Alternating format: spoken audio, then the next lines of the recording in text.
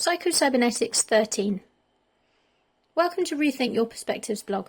This blog is dedicated to finding, sharing and discussing a variety of topics around the struggles our clients and audience go through.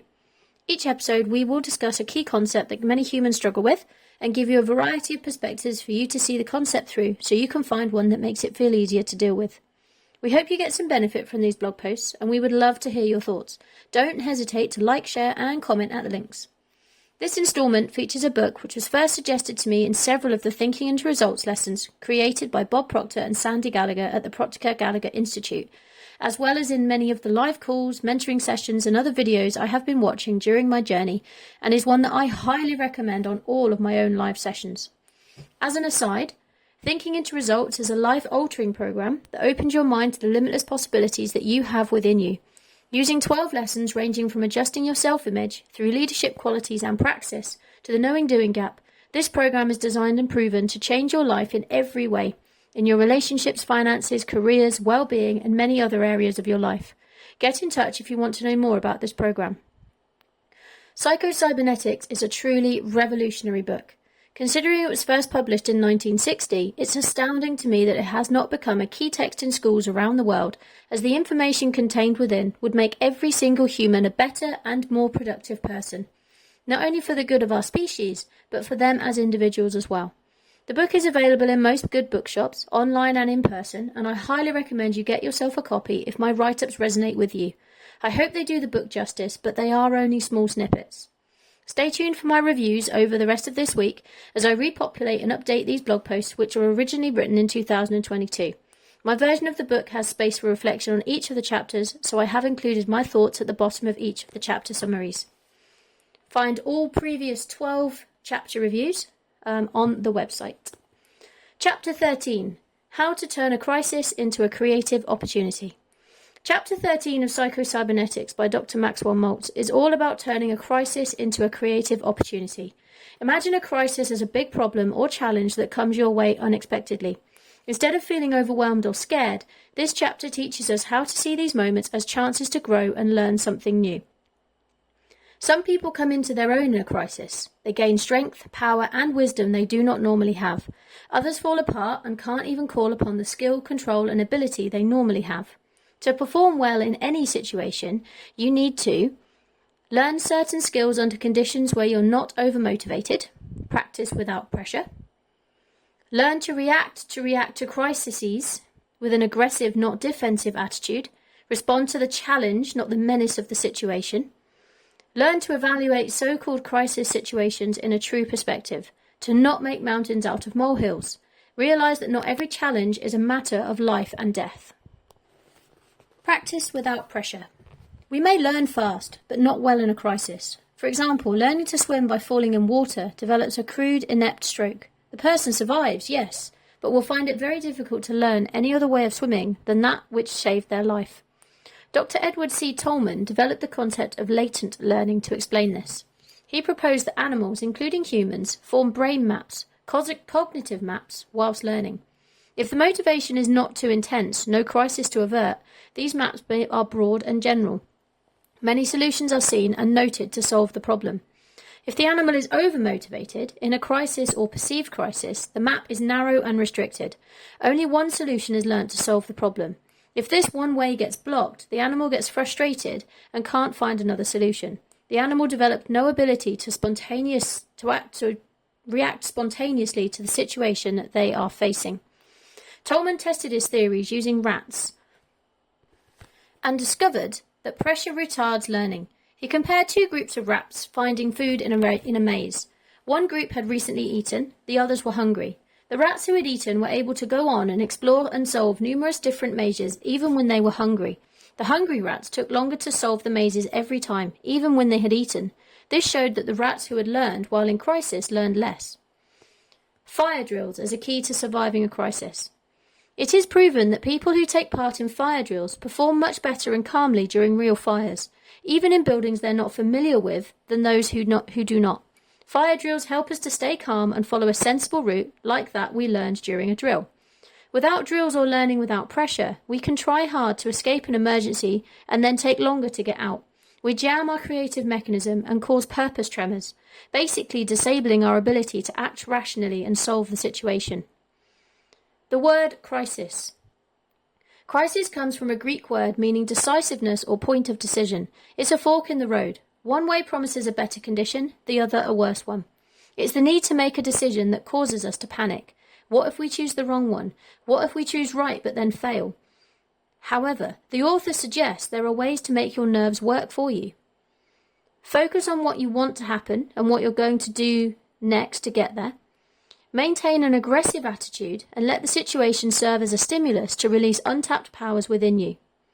The Chinese symbol for crisis consists of two brushstrokes, one meaning danger and the other meaning opportunity. Check out the video on the blog post where I read a short article from the Thinking into Results program that explains this further. I have included this video at the end of this blog recording. Crises bring power. Neurologist Jaiye conducted extensive research into extraordinary powers. He found that the secret lies in the attitude of fearlessly accepting the challenge and confidently exceeding our strength. An aggressive, goal-directed attitude of no matter what happens, I can handle it, I can see it through. Pass through the terror barrier and get on with it. He said, "How wonderful is the way in which, with quite ordinary folk, power leaps to our aid in any time of emergency. We lead timid lives, shrinking from difficult tasks till perhaps we're forced into them or ourselves determine on them, and immediately we seem to unlock the unseen forces. When we have to face danger, then courage comes. When trial puts a long continued strain upon us, we find ourselves possessed by the power to endure. Or when disaster ultimately brings the fall which we so long dreaded, we feel underneath us the strength as of the everlasting arms. Common experience teaches that, when great demands are made upon us, if only we fearlessly accept the challenge and confidently expend our strength, every danger or difficulty brings its own strength. As the day is, so shall thy strength be." We must remain goal-orientated. That goal might simply be to survive. One basic emotion. Prescott Leckey said that the purpose of emotion is as reinforcement, that there is only one basic emotion, excitement. It manifests as fear, anger, courage, etc., depending on our own inner goals. He said, "The real problem is not to control emotion, but to control the choice of which tendency shall receive emotional reinforcement." Don't mistake excitement for fear. Until you direct excitement towards a goal, it is neither fear, anxiety, courage, confidence, or anything else other than a stepped-up, reinforced supply of emotional steam. You can choose how to use it. Nervous or spirited. It's not the excitement per se that makes the difference. It's how the excitement is used. You choose how to use by what you choose to think about. What is the worst that can possibly happen? Many of us have the tendency to magnify, out of all proportion, the potential penalty or failure that a crisis situation holds. We use our imagination to create a mountain out of a molehill. However, if we overestimate the danger or difficulty or react to wrong information, we are likely to call up more excitement than the occasion calls for.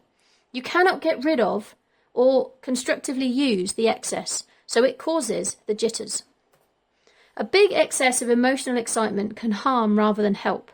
Bertrand Russell suggested the following technique to tone down excessive excitement, while still maintaining an aggressive, goal-directed, self-determining attitude, even in the presence of very real and serious threats and dangers. He said, "When some misfortune threatens, consider seriously and deliberately what is the very worst that could possibly happen. Having looked this possible misfortune in the face, give yourself sound reasons for thinking that after all, it would be no such very terrible disaster. Such reasons always exist, since at the worst nothing that happens to oneself has any cosmic importance.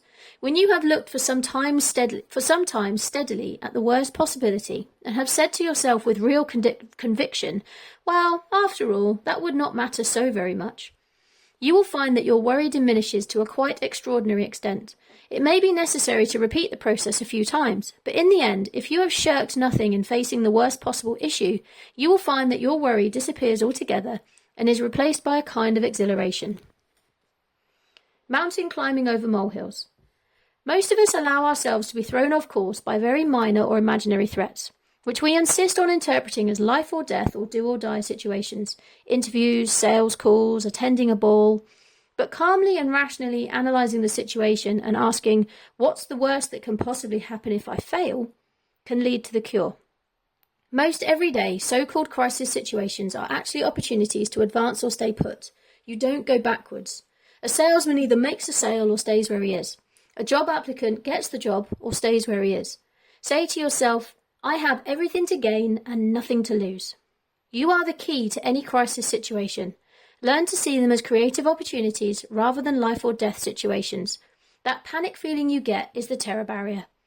It's our paradigm, throwing up emotions, which we interpret as fear, to try and keep you where you are. The opportunity for growth and more life is on the other side. Choose to push through the fear or stay put. It's your choice. How to integrate this chapter into your own life. Here are some helpful tips from the chapter that you can use in your daily life. 1. Stay calm. When faced with a crisis, try to stay calm and take a deep breath. This will help you think more clearly and come up with solutions. 2. Change your perspective. Instead of seeing a crisis as a negative thing, try to look at it as an opportunity to learn and improve yourself. 3. Be flexible. Sometimes things don't go as planned, and that's okay. Being flexible and open to new ideas can help you find creative solutions to your problems. 4. Take action. Don't just sit and worry about the crisis. Take small steps towards solving it, and you'll feel more in control of the situation. 5. Learn from the experience. After the crisis is over, take some time to reflect on what you've learned. This will help you be better prepared for any future challenges that come your way. Remember, it's normal to feel scared or unsure when facing a crisis, but by following these tips, you can turn it into a positive experience and come out stronger on the other side. The copy of the book I have has spaces after each chapter to write and reflect on an experience from your past that is explained by the principles given in the chapter. This is what came up for me. 2 situations I can remember as serious crisis situations in my life. A near miss on my motorbike and a hiking accident where someone fell down a cliff. Both times I don't remember what I did, but I was told after that I did exactly what was needed. I averted further crisis and kept everyone else safe. I let my creative mechanism just do what needed to be done. I trusted it. Whenever I've tried to reason and dictate to my creative mechanism, it has ended in a failure or a missed opportunity. These are too numerous to even consider listing. What do you think? Want more information or help with the terror barrier? Please contact me to see how I can help you start seeing the opportunities instead of the crisis. Drop a comment below to let us know your thoughts on this. I look forward to hearing from you. Jaiye. Rethink your perspective. P.S. Have you heard about the upcoming Science of Getting Rich Summit? It might just be worth you having a look. Links are all in the description for this video and also on the website. Stay tuned and check out the link that will pop up on the screen, or has already, for the 2 brushstrokes video recorded a couple of years ago. Enjoy!